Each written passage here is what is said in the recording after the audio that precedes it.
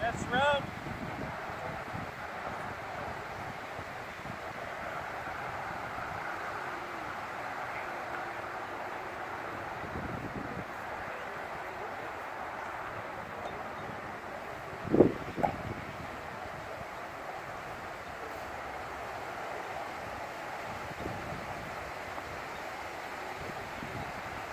Ready.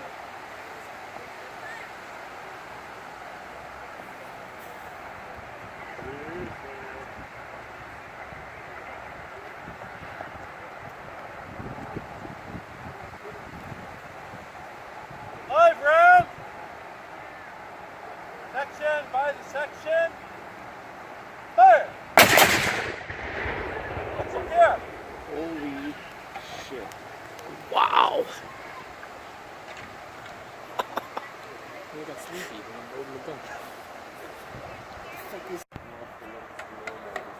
It's like a 21 gun salute. Do a boomerang video. I will. Ooh. That's loud. All become deaf. It's not becoming So noise. that Well, when we film that,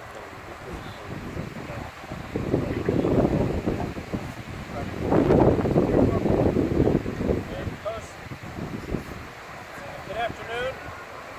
We represent Taylor's Battery. Taylor's Battery was an actual Civil War unit from the Chicago area that fought during the Civil War.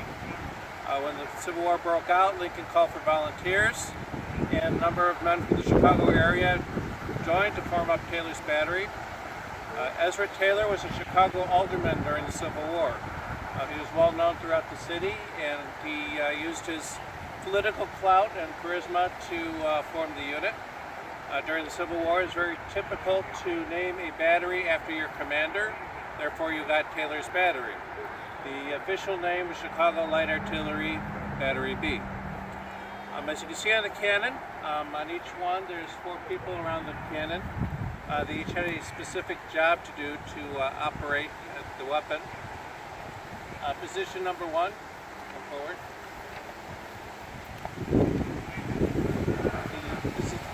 The number 1 position working in the front of the cannon has something that looks like a big Q-tip. This was the sponge and the ramrod.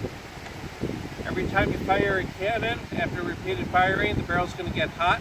There's going to be burning embers down the barrel.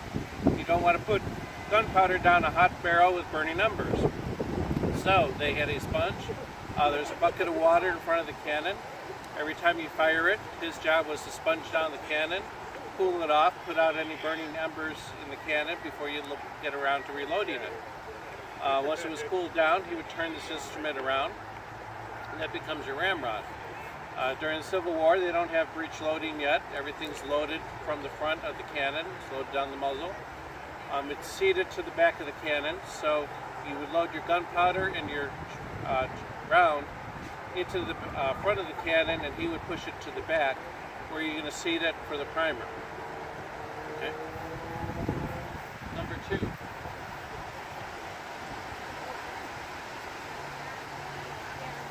Number 2 position, also working in the front of the cannon, has something called a worm.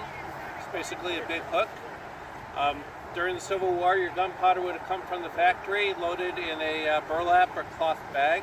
It would have been pre-measured to about 1 pound. They would take that out, load it into the cannon. Every time you fire it, there might be debris left in the cannon. That burlap or cloth would not completely burn up. You want to remove the debris from the cannon in order to keep it from fouling and to successfully reload it for the next round.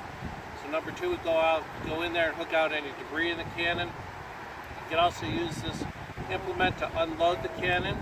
If you had loaded the cannon and then decided you wanted to reposition it, it'd be a better idea to unload the cannon, take the shell out, than to try to move it with the live shell in there.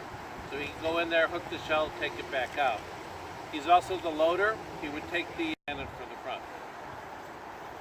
Number three.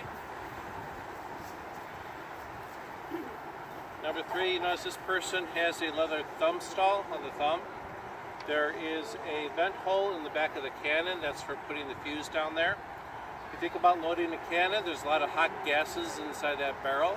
As you're trying to load it, those gases are coming up through the vent hole, trying to escape. That could easily burn your finger if it was just using your skin on there. So they would have had a leather thumb stall on their thumb. They're trying to close off the air circulation in the cannon while you're trying to load it. That's so if the air's not moving through the cannon, it's less likely to go off while you're trying to load it. It also creates a vacuum in there so that when you're trying to seed the gunpowder and the round from the front of the cannon to the back, you've got a vacuum in there. It's easier to load the cannon. This person also has something called a gun pick. This pick would have been used to pierce the powder bag that once it's seated to the back of the cannon. You go through the top of the cannon, the vent hole, and you pierce the powder bag. This reason you pierce it is because you're going to put your primer down into the powder bag to fire the cannon. Number four is your trigger man. He has something called a lanyard, basically a piece of rope. He's going to tie that to a primer, and when given the command, he will pull that and cause the cannon to go off. This little thing here is a friction primer. These were used during the Civil War. It's basically a matchstick, same concept. There's gunpowder in this tube. It's tied to the lanyard. When he pulls it inside the cannon, this tube is going to snap. When it snaps, it causes a spark. It's kind of like striking a match. The spark sets out the powder bag. As I mentioned, you pierced a hole in the powder bag to expose the gunpowder. So that spark is going to light the powder bag. That sends the shell out of the cannon. This is a big improvement by the Civil War. In the Revolutionary War, they would have used something called a linstock, which is basically a burning piece of rope. They would put some gunpowder on top of the cannon, touch the burning rope to the cannon to set the cannon off. Didn't work very well in the rain or the snow. Couldn't control the timing necessarily very well as far as when the cannon was going to go off. By the Civil War, everyone's using friction primers. They can fire in any kind of weather, and they can control when the cannon actually fires. I'm going to dismiss the crew because it's hot, but then I'll tell you a little bit more about the cannons.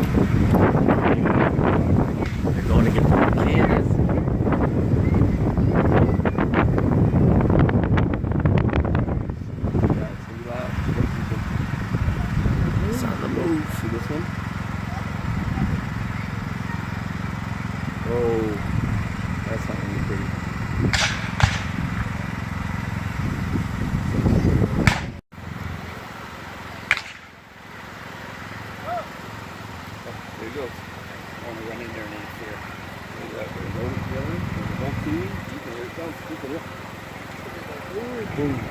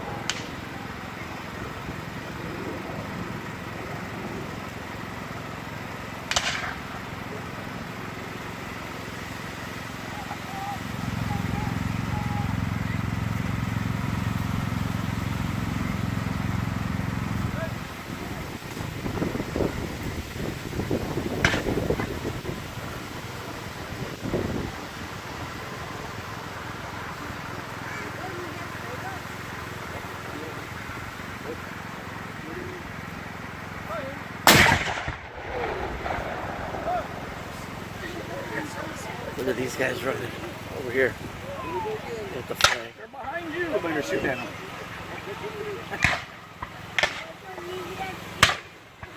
Oh, they're going to get their cannon. Nope. Oh, he's standing with the flag. I did it again. I did it again.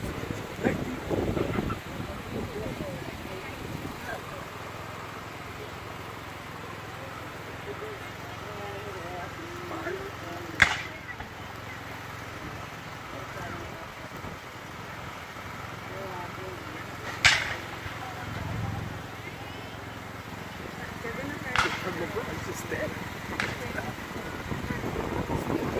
Oh, that's me. That's you.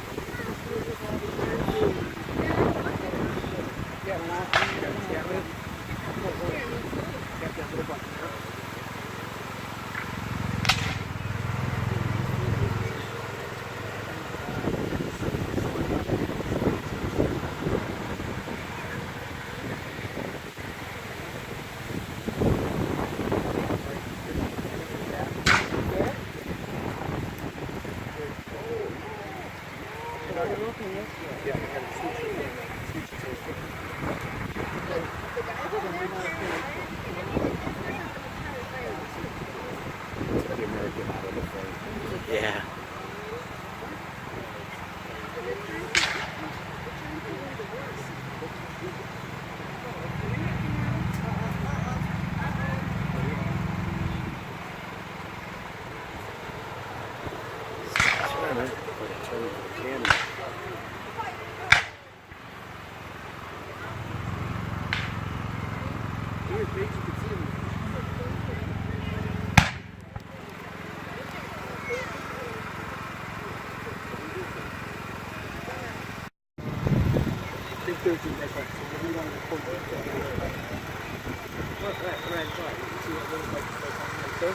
Right here? Down on the bottom? Okay, okay. Then you can record. Two quick fires. They shot that.